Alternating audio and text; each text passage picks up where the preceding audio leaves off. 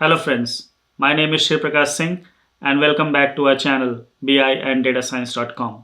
Today's series is part 1 of a 6-part series that we are going to do will help you become master in programming in Python. So in part 1 of the series we will cover introduction to programming. Now here we'll talk about the basics and the concepts behind programming, why you should learn Python. We'll also cover very quickly the concepts behind variable, data types, logical operator, assignment operator, and we'll talk about the control flow statements. In part 2 of this series, we'll walk you through the installation of Python using the Anaconda workbench. There we'll do more hands-on examples, but for that series, part 1 is the foundation. Then in part 3, we will cover the basic data structures that is used in Python, importantly the list, tuples, dictionaries. So do some hands-on experience on those. In part 3, we'll learn more about the NumPy and Panda.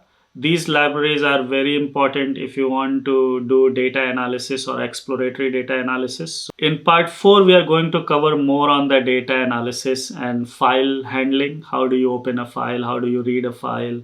And some error handling best practices. In part 5, we will cover data exploration in detail, and we'll also walk you through some of the important libraries for data visualization like matplotlib or seaborn or even plotly. And friends, based on your feedback during these sessions, your likes and comments, we will decide to come up with a bonus for this series that will include advanced topics around SQL integration, integration of Python with Spark. So do like and subscribe to the channel so that we bring that bonus part for you. Part 1, we are going to cover introduction, the basic concepts. Even if you are familiar with Python programming, I would still recommend you watch this video maybe at a higher speed, but that will help you clarify some of the concepts. Don't go anywhere. I'll be right back after a short intro.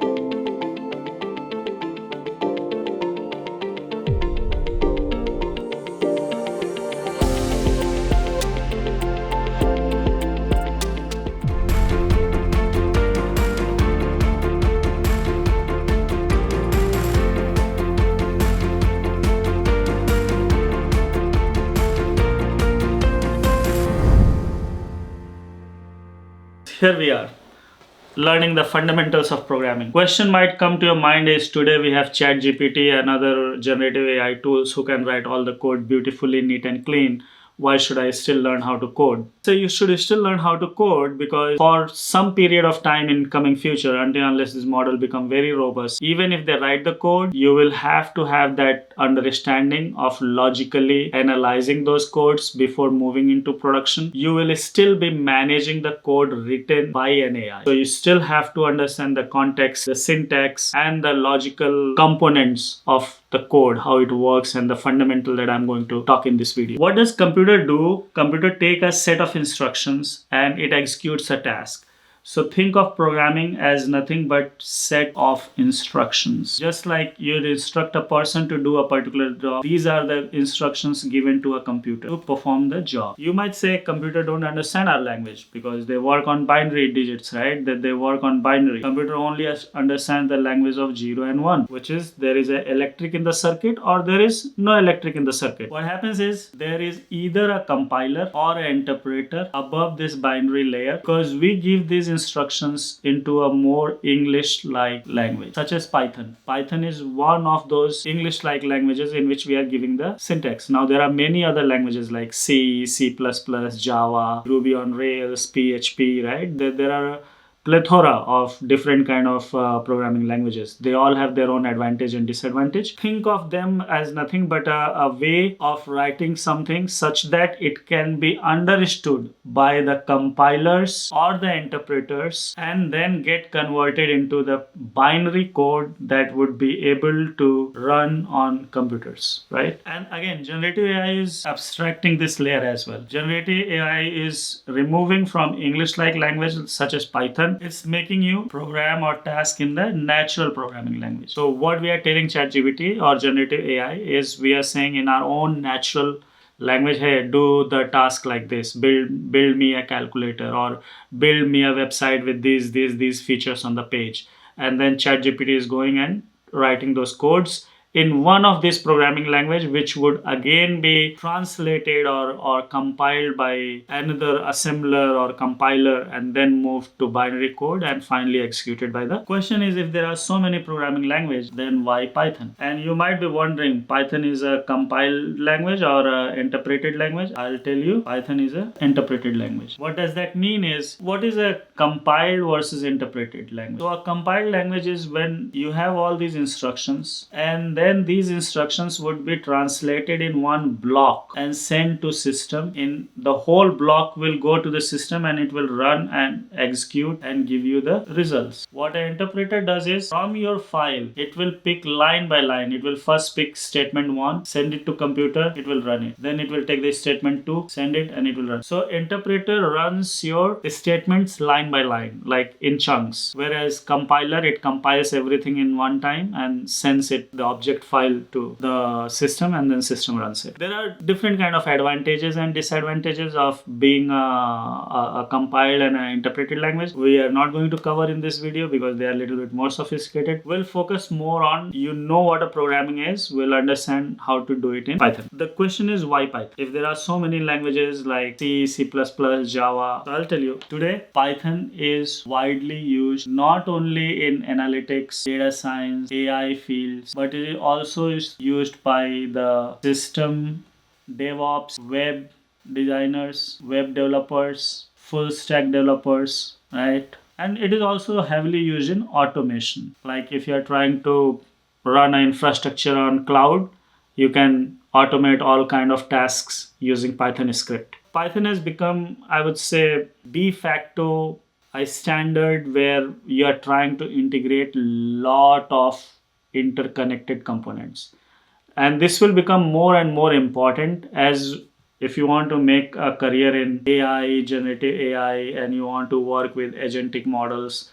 There we deal with a lot of API as well as ML and other algorithms. We will use Python a lot. Like you must know Python in that case. The other reason why you should learn Python is because it can work. It not only integrates with all the other languages, but it has a very rich set of libraries. Python is an open source language, so it has a very rich library. A lot of people have contributed over time to this, and one of the famous workbench is Anaconda. And in next series we will download the Anaconda workbench and we'll see how it's facilitating us to kind of Anaconda workbench. It kind of brings all the different components and tools that you will need in data science and machine learning, like Jupyter Notebook, Python, and R, and other tools and resources in one platform, and you can use it very easily there. Now let's get into the detail of, to learn any programming language, we need to understand the syntax of the language. So syntax is the basic rules how we will write the program. And second thing would be programming logic, which is how do we structure our instructions. So that's why most of the time in your program, if you have made mistake not following the rules of how you should write the program, you will get a syntax error. You'll get syntax error. The second kind of error can be logical error. It means there is no syntax error. Whatever you wrote was within the rules of the language, so computer ran it, but then the result was not the desired result you wanted. If the result is very different than what you wanted, we call it a logical error. So this will be one of the two errors that you will run into when you are learning programming. Before going into the rules of the language, let's understand some basic concepts around variables and data types. We have covered variable and data type also in our SQL part 1 series. So if you want to learn SQL and if you want to learn little bit about data series, data types and variables, please go watch that video. The link is in the description. This is little bit different than mathematical variables, because in mathematics, when we talk about variable, we are talking about a representation for an unknown, right? So a variable in mathematics means, like when we say x, we mean is x is something that can have any value, and then based on those we solve problems. In computer it's similar. A variable can have any value, but think of variable as a temporary space in memory, because if you try to visualize variable from that angle, you'll learn programming very quickly, because anything in computer is running on two things: power and storage, right? So think of variable is a temporary space in memory, and the address of that space is tied to your variable name. And then that temporary space in memory can have any value. It can have any value, but variable is just a representation of a location in memory. Now, what is data type? Data type dictates the memory that we have reserved, what kind of value can go there, right? So in Python, there are basically four types of data, four data types. Even though Python is a data free language, like you can make a variable as a numeric and you can use it as a string, but it is highly recommended in your programming you don't do that. You don't change the type of the variable very often. You can define your variable as a number or a numeric, but there is no data type as a numeric. We have either integer or float. Now integers are any variable that has integer value, like 1 2 3, and then it can have, okay, actually it cannot.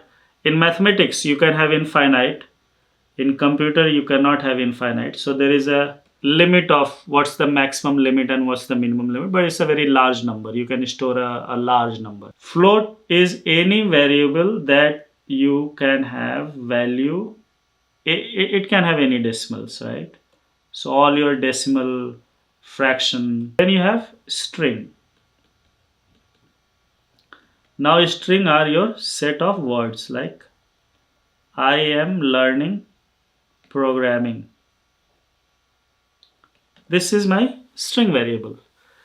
You can also have boolean, and boolean variables have only two values. They can be either true or they can be false. Then we have date data type, date time data type, right? In which we can store timestamp. So to program, you can say Python x equals 10.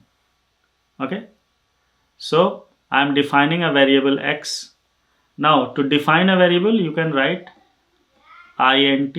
I can write intx and then I can say x is 10. Now a enter or a new line in Python means a new command. So you can say int x, x is 10, and then you can say print x. Computer will print the value of x.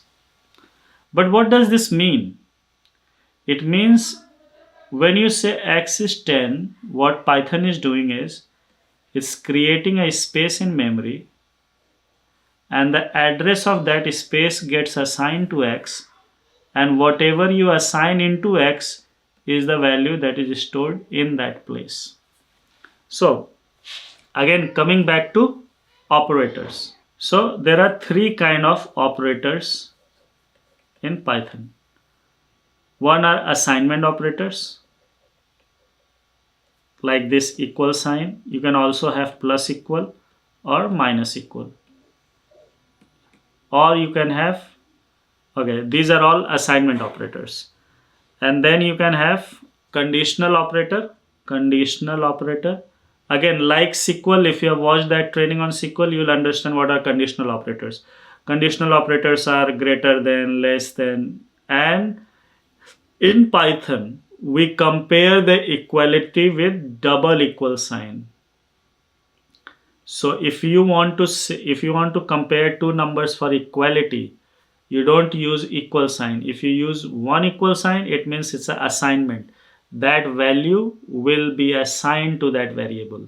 So if you want to compare, and if your objective is to know if the value of x is 10, is this thing true or false, then it depends. If x has the value 10, this will be true, and if the value stored in place of x is anything other than 10, it will return false.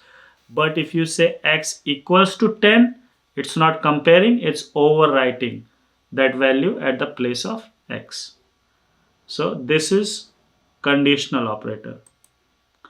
Now third kind of operator is again very similar to what we learned in our SQL training, is logical operators. And these are again and, or, not.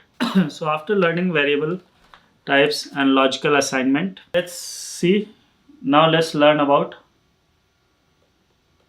control flow. Now this, I would say, is the basics of programming. If you understand the control flow, you have mastered programming. Because if you can visualize and if you can structure your instructions in a given structure of a control flow, the computer will be able to comprehend it, it will be able to execute it, you will not get a logical error, and you will become a good programmer. Everything sounds easy, becomes a little difficult when you practice it, and then it becomes easy when you master it. So what are control flow? So control flow, any programming language, be Python, be C, Java, any programming language has only three kind of control flow, and all the programming is done using three kinds of control flow. Control flow is nothing but how the instructions are getting executed by the computer. So this was your instruction 1, 2, 3, 4, 5. Okay, so if your instructions are run line by line in an order from top to bottom in a sequence, it's called sequential control flow. All those statements are called sequential statements. For example, if I have to write a program adding two numbers, right? Then all I have to do is I have to take x, int x, int y, right? And we can take any input from user using an input function. For now, just remember, using input function you can take an input, but later on I'll tell you in detail. We'll learn what functions are, it will be more clear. So I can say x is equals to input, and whatever you write in input will be visible to user. I'll say enter a number, enter number 1, and then you can say y is equals to input, enter number 2, and then you say print x plus y. Simple, right? This is an example of sequential control flow. Why? Because I am telling computer, when computer reads this line, it creates a space in memory and puts the address of that space in x. That's it. That's what it does. It reserves a space in memory, knows anything that will go in that space will be an integer, and takes that address, puts in x. Every time you refer x, computer will refer to that memory location. Then when it reads the line int y, it's again creating another memory spot and assigning that, linking that address to y.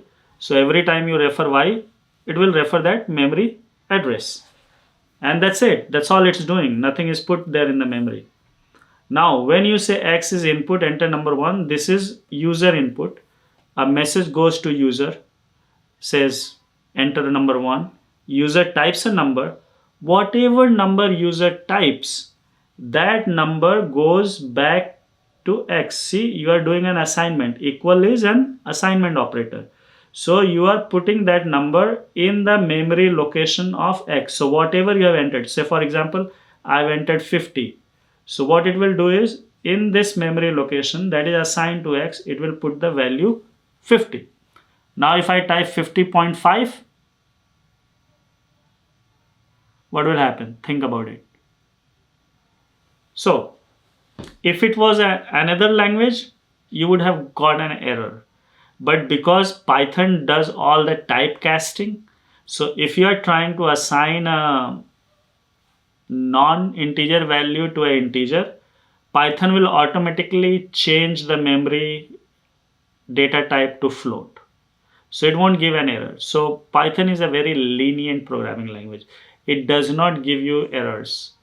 But there is a trade-off. When something is very lenient, your chances of going wrong becomes wider, and then the probability of getting logical errors goes up.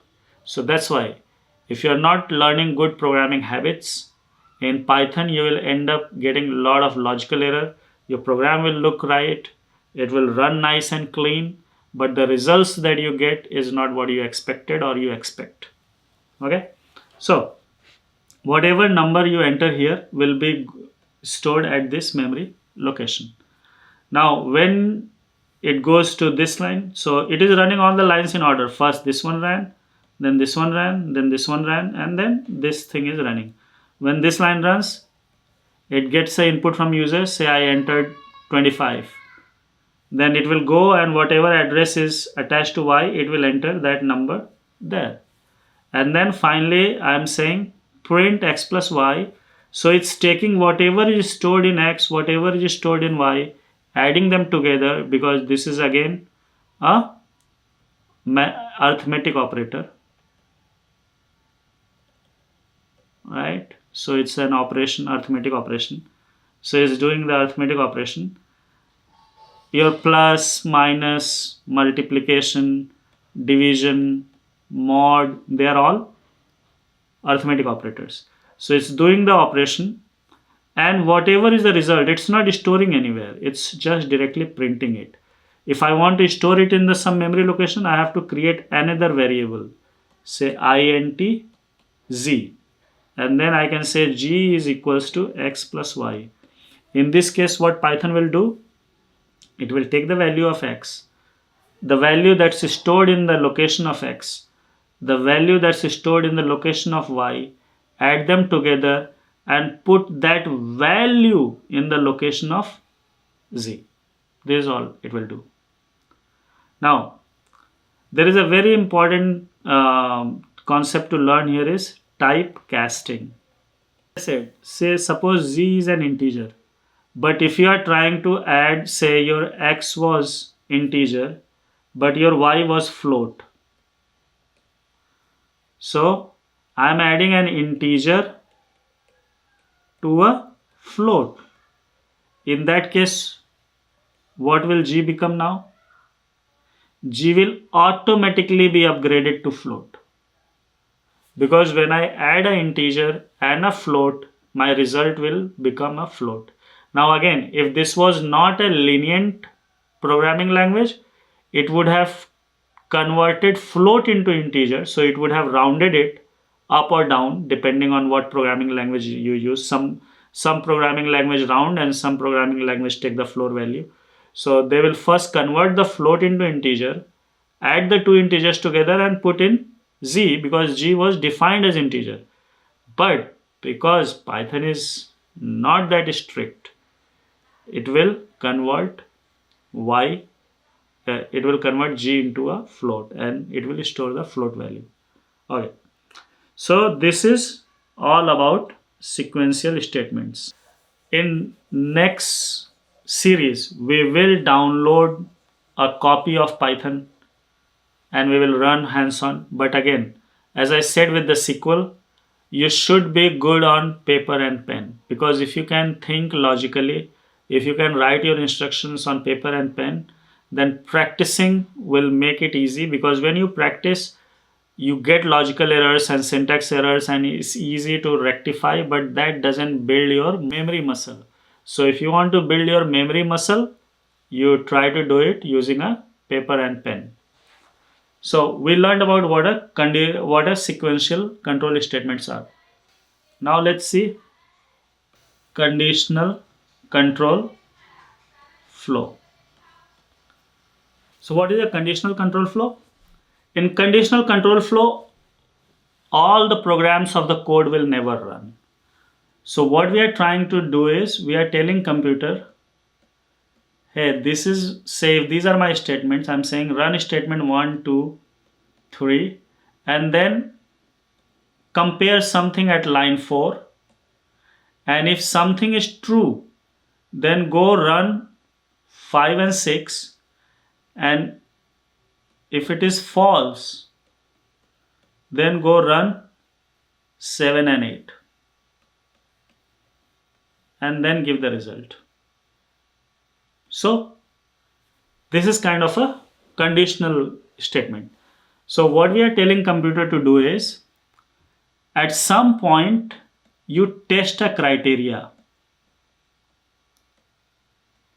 and if that criteria fulfills, you do certain set of statements, and if that criteria fails or is false, you run other set of statements, and that's how you give the result. For example, suppose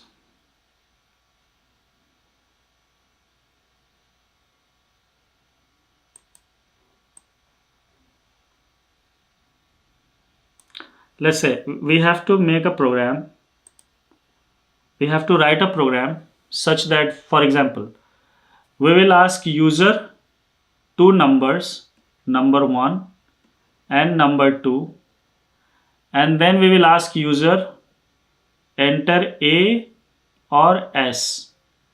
If user enters A, it will add the numbers, and if user enters S, it will subtract the number. So how do we write this program?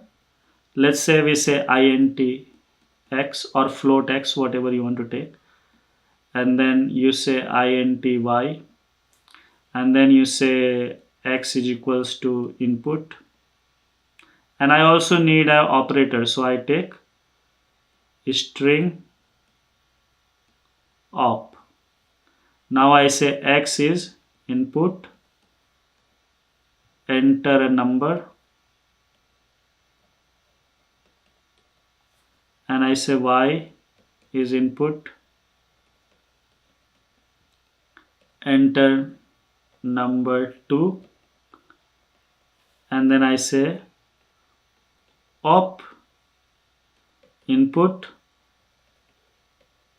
enter S to add, A to add, or S to subtract. So I am believing the user will enter only A or S. If he enters some other word, you will get an error. This time you will get a syntax error, depending on how we'll code, right? So, and there are ways you can tackle all those things, but for now let's keep it simple. And then what we do is, now we are going to check.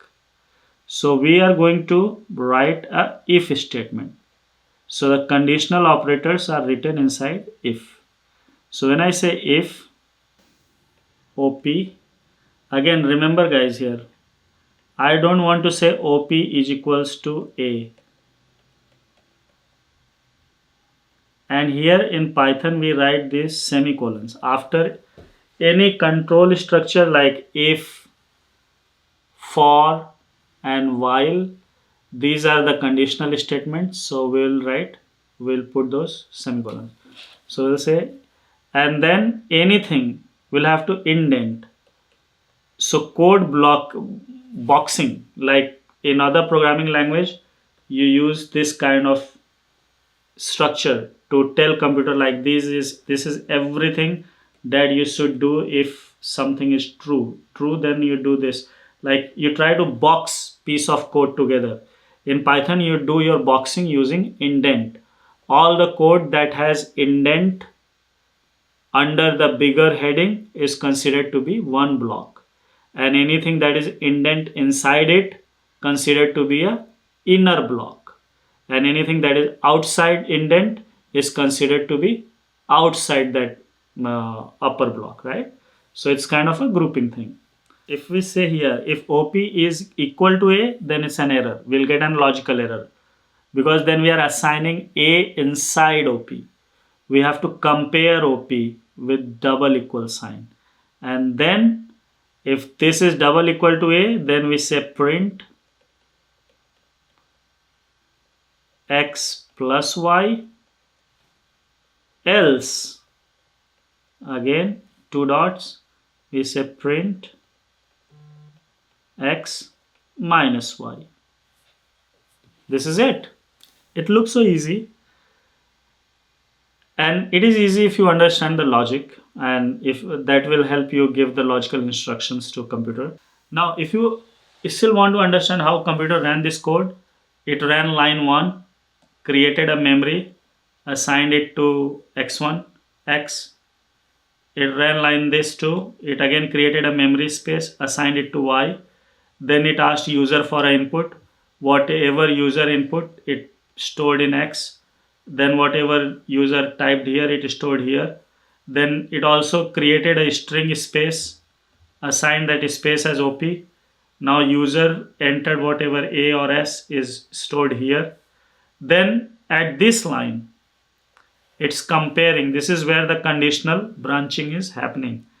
If A is stored here, then this line will run this, and if this was S, then this line will run and this line will not run.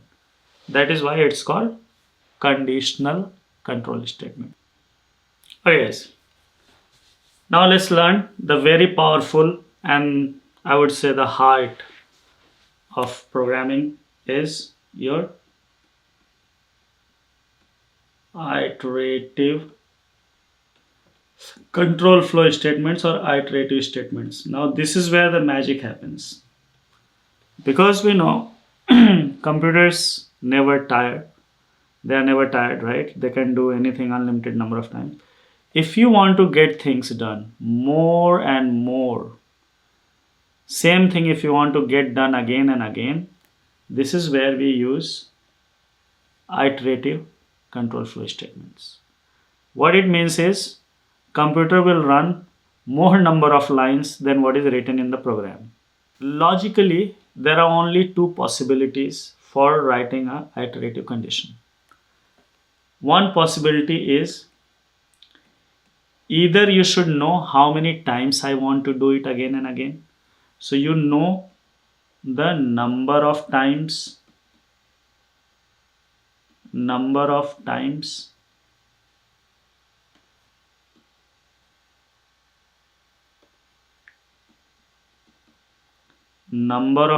you want to do something.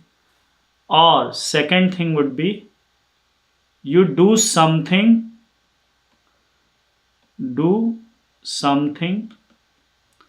until told to stop, right? This is the two way of telling computer to do something again and again.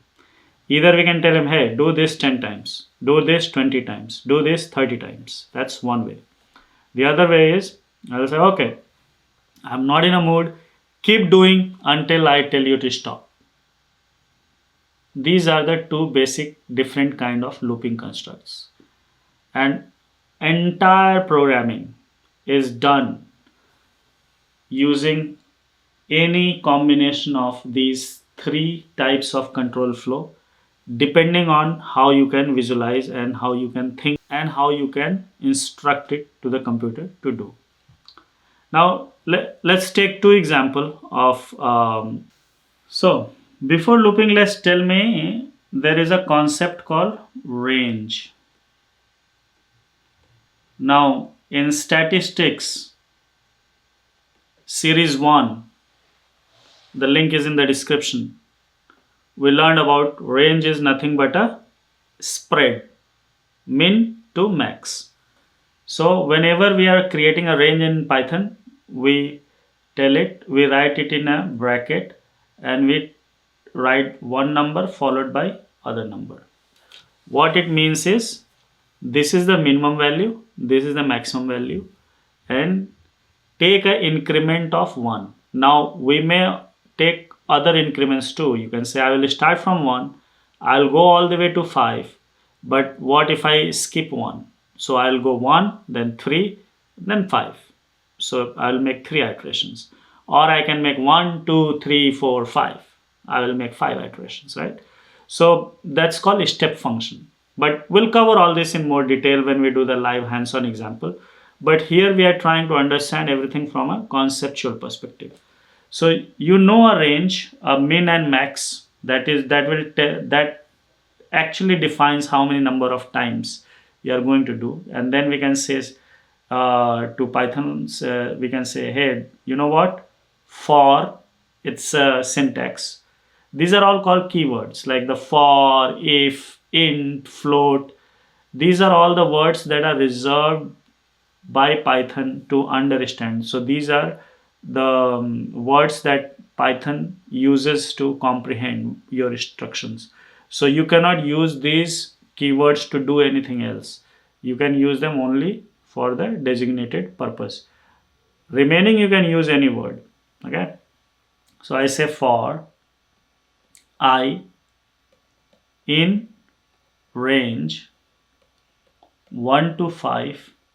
Again, you put these 2 dots to tell, like, whatever comes after this in indent, the looping has to be done for those things. I say print I. That's it, right? Now, if I run this statement in Python, what is it going to print? Take a minute. What is it going? It's going to print me number 1, 2, 3, 4, 5. That's it. Why? Because I am telling computer, hey, in memory, because I is a variable, so you know variable, it's a memory spot. Assign this address to I. Now I'm saying in this memory, you have to do something from 1 to 5. So first time it will take 1, memory has value 1, and it will print whatever is in I location. Right now in I location there is 1, so it printed 1. It's not yet done. It has to go all the way to the maximum value in the range. So next time it goes for I in, now the range has become 2. So 2 goes in I's memory. So I becomes 2. Not I becomes 2, like 2 is stored in the place of memory location that is attributed to I. And then computer will print again. You are saying print I, but in the memory location of I there is 2. So the computer will print 2. Third time the range value has gone to 3. So that is what is now stored in I's memory location. You are still saying print I, but in the memory location of I there is 3. So 3 is getting printed. Same thing with 4 and 5. So a simple 2 line is printing you 1, 2, 3. Now if I have to print the table of any number, I can just write it, right? Let's build a program. Write program to print table of number entered by user. Okay, so we are going to ask user to enter a number. Whatever number you enter, will write the table, like that number times 1 to 10. First, what we are going to do is we are going to create a variable where we will store the number that will be entered by the user. So we are going to create int x. Then what we are going to do is we are going to ask user to enter a number in x. We'll say x is equals to input enter number for table. This is just a message. This is just a message for user. You can write anything here. and after user gets this message, whatever he types on the keyboard will come and it will get stored in the location of X. Now once this number is entered, I can tell computer do for I in range 1 to 10, do this. Double colon means whatever is beneath, just do that. Do print. Now here I'm trying to print it in a little bit fancy way. So I'll say F. Now F is nothing but a placeholder for any variable that goes inside. Because I want to print it something like 2 times 1 is 2. 2 times 2 is 4. 2 times 3 is 6. I want to get printed beautifully like this. So I'll say F. F is a placeholder, what it will allow. So think of why we are using F. It's a beautiful thing. So when I say print X, then X has to be a variable and it will print the value that is stored in the memory of X. But when I put X inside bracket, it becomes a string. So it will print X. It won't print what is stored in the memory location of X. It will print X. Okay, that's the difference. Now, if we put F here, it means anything that we are going to put inside a bracket or a parenthesis or braces, you replace it by the value of that memory location. So we say here braces X, and then we will say, because everything is in comma, we will say, now because this is behind, this is outside the braces, this will be printed as a star sign, and then we will say in braces I. So whatever is the value in the location of I, print that, and then print equals to, and then print X into I.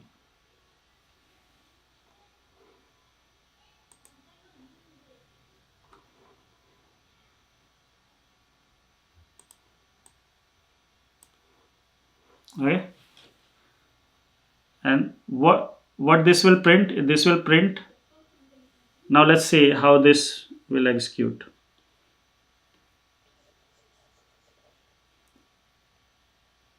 So first it will run this line, create a memory location, assign it to X, assign the address to X. Then it will ask user to enter a number, and suppose user enters, for example, I'm entering 5. So what it will do, it will take that 5, put in the memory location that was assigned to X. So here now goes 5. Now I'm saying for, so it knows now I have to do something many times. How many times? That will depend on the range thing. So I'm saying create a variable I, so that again create a memory location, assign that address to I, and the value of I will be any number in that range increased by 1 every time. So first time I will have the value 1. Okay, so when it prints this line, it will print whatever is inside X, that will be 5, times whatever is inside I, that is 1, and after equal to sign it will multiply them. So 5 times 1 will be 5, so it will print 5. So this is what will be printed on the first iteration. Second time X is still 5, but I will become 2. This will become 2. So what it will print? It will print 5 into 2, and when it multiplies 5 into 2, that will become 10. Third time it will print 5 into 3 equals to 15. So you will get nice and beautiful up to how much? Up to I becomes 10. After that it will stop, right? So it will print 5 into 10 is 50. Okay, nice and easy. So this is when you know how many times you have to do something. Second way of iterating is when I don't know how many times I will do, but I know until when this thing has to be done, right? So for that case, we will say, for example, let's say, now let's write an program that uses while loop, and which we cannot do using a for loop. Like, we don't know until how much time we have to run. One classic example is, we want to keep asking user a input until say user presses X. So whenever user types X, we want the program to finish. Otherwise, we want him to just keep trying. Okay. So here we don't know how many times a user will enter the wrong number. So an ideal way would be using a while loop. So let's write the program. Write program that keeps asking user input until X is entered. Okay.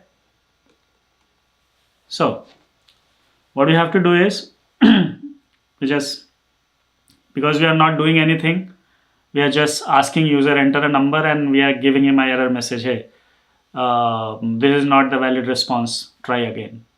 So we don't need any variable or anything to do this, right? So we'll just write a simple program. We'll say, or let's create a variable, let's say X. We want to store the string that user is typing into X. So we'll say string X. Okay. And we'll say X is equals to input enter any character from keyboard. Okay. And the user will enter. Now, because we have to do it again and again, I cannot write it alone, because then I have to keep writing this thing again and again. So what I do, I put this thing inside a while loop. Let's create the variable string X where we will store user input. And also let's create another variable flag, which we will, or let's make it Boolean, and we say Boolean F. Okay. And we put in F true. Now we write, now we want here user to enter something in X. So we'll say X is equals to input any character. Okay. But we want to keep this doing until X is entered, right? So we need to put this thing inside a while loop. So we'll say while F. And what is F? F is true. So while F is true, keep doing this. X will take an input from user, and then I will compare. If X again double equal, not equal, if X double equals X, then I'll say F is equals to false. Here single equal, because I am assigning. That's it. Else I'll say print you entered wrong input, and then this thing will automatically run after this. So I can close my loop here. Now this whole thing is inside the indent of while. This is it. Now this program will keep running until the user, unless the user presses button X. Why? Because let's start from the beginning. A memory space is created, is named, address is put into X, and then a memory space F is created, and the value inside is true. Now we are saying while something is true, it will keep on running until it becomes false. While will not break. So whatever is written inside while will keep on happening. So while true, it is true, it will prompt user to give a input. Now whatever input user gives will be stored in X. Now if that input is A, B, C, D, whatever it is, as long as it is not X, F will not become false.